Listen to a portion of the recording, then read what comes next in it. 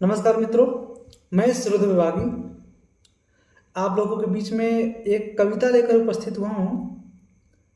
रानी पद्मिनी और गोरा बादल को की कविता है, जिसे लिखा है पंडित नरेंद्र मिश्र जी ने।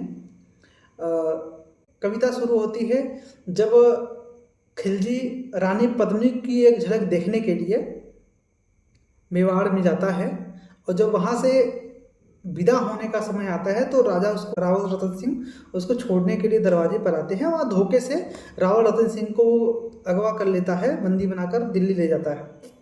कहानी वहीं शुरू होती है, सुनिए क्या लिखते हैं पंडित नरेंद्र मिश्र जी। कि दोहराता हूँ सुनो रक्त से लिखी हुई कुर्बानी, जिसके कारण मिट्टी भी चंदन है राजस्थानी। कि रावल रतन सिंह को छल से कैद किया खिलजी ने, काल जयी मित्रों संग मिलकर दगा किया खिलजी ने। खिलजी का चित्तौड़ दुर्ग में एक संदेशा आया, जिसको सुनकर शांति शक्ति सौर पर फिर अंधियारा छाया। 10 दिन के भीतर न पद्मिनी का डोला यदि आया, यदि न रूप की रानी को तुमने दिल्ली भिजवाया, तो फिर राणा रतन सिंह का शीश कटा पाओगे, और शाही शर्तन मानी तो फिर पीछे पछताओगे। कि यह दारुण संवाद लहर सा दौड़ गया रणभर में, यह बिजली का तरह क्षितिज में फैल गया अंबर में। महारानी हिल गई, शक्ति का सिंहासन डोला था सत्युत मजबूर जुल्म विजयी स्वर में बोला था। रुष्ट हुए बैठे थे सेनापति गोरा रणधीर, जिनसे रण में भय खातिर थी खिलजी की शमशीर। कहानी यही है कि जब राजा रावल रतन सिंह ने खिलजी को इस बात के लिए मना लिया था कि वो युद्ध नहीं करेगा, बस वो रानी पद्मिनी की एक झलक खिलजी को दिखवा दें। तो इसी बात से गोरा जो सेनापति थे उनको वो रूठ गए थे कि हम एक झलक भी क्यों दिखाएं रानी हमारा अभिमान है। तो उसी बात से रुष्ट होकर वो लोग दरबार छोड़कर चले गए थे।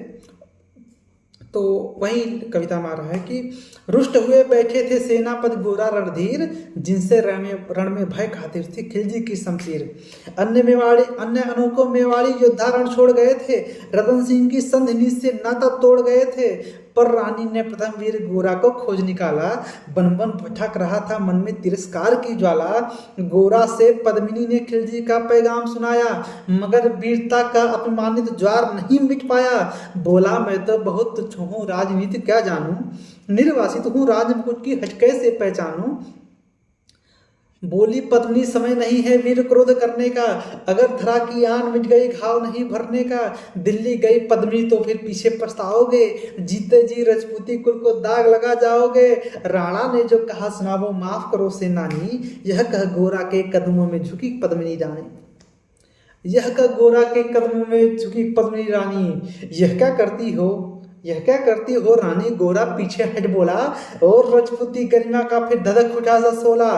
क्या बोलता है गोरा कि महारानी हो तुम सिसोदिया कुल की जगदम्बा हो, प्राण प्रतिष्ठा एक लिंग की ज्योति अग्निगंधा हो। जब तक गोरा के कंधे पर दुर्जय शीश रहेगा, महाकाल से भी राणा का मस्तक नहीं कटेगा। तुम निश्चिंत रहो महलों में देखो समर भवानी, और खिलजी देखेगा केसरिया तलवारों का पानी। राणा के सकुशल आने तक गोरा नहीं मरेगा, और एक पहर तक सर कटने तक भी धड़ युद्ध करेगा। एक लिंग की शपथ महाराणा वापस आएंगे, महाप्रलय के को घोर प्रभंजन भी न रोक पाएंगे। शब्द मेवाड़ी रे सेनापति का था तूफानी, शब्द मेवाड़ी सेनापति का था तूफानी। शंकर के डमरू में जैसे जागी वीर भवानी, जिसके कारण मिट्टी भी चंदन है राजस्थानी। दोहराता हूँ सुनो रक्त से लिखी हुई कुर्बानी।